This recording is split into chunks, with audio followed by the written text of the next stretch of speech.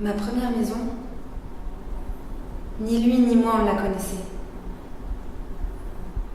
Dans la nuit, chaque bruit devient énorme. Et moi, j'ouvre grand les yeux, si grands que des larmes me coulent le long des joues. Kurt ramasse une pierre. C'est par là qu'on doit rentrer, qu'il dit. Et il lance la pierre contre un bâtiment en briques. Je me dis, il a complètement démoli la maison, tellement le bruit quand ça éclate déchire toute la nuit. Mais ce ne sont que les morceaux de verre qui dégringolent.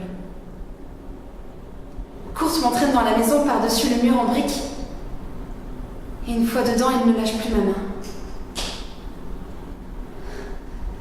Je respire à nouveau. Je tremble de partout et...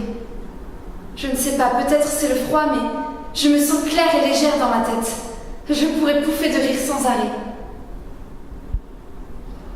Kurt tient toujours ma main dans la sienne et il est très sérieux.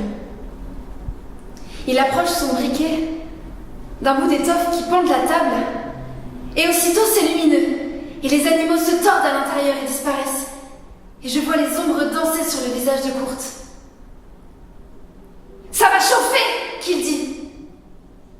Je sais qu'il faut que j'ouvre les fenêtres.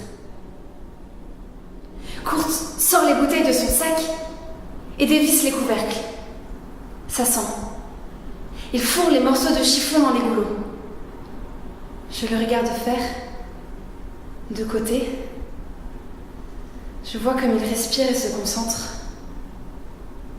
Comme un artisan qui répare un appareil compliqué. Voilà.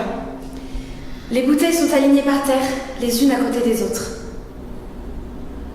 Kurt prend la première, la retourne plusieurs fois rapidement et tient son briquet devant le chiffon. Il me tend ce truc et moi je l'ai en main et la fumée dans la figure, je secoue la tête et je le lance contre le mur. Tout de suite il fait clair et chaud, ça va très vite. Le papier peint brûle, le feu gicle sur les rouleaux d'étoffe.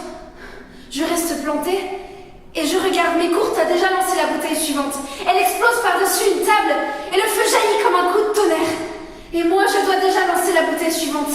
Et maintenant, l'air se libère enfin que j'avais retenu tout ce temps. Et je crie à l'arrière de la bouteille. Elle éclate sur une machine à coudre.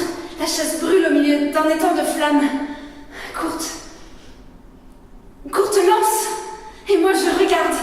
Comme ça scintille et ça pète quand les bouteilles explosent. Les nuages de feu s'élèvent en rugissant et un vent brûlant caresse mes yeux. Je ne veux plus partir. J'entends que je lance encore et je crie encore et je lance une bouteille sans rien voir et je ris et je sens la chaleur sur mon visage et dans mes cheveux. C'est alors qu'il prend ma tête entre ses mains et qu'il regarde de façon terrifiante à l'intérieur de moi. Il mord dans ma bouche et partout sur ma peau. Et je pouffe de rire. Encore une fois, tout bas. Et je me dis, maintenant je suis là. Vraiment là.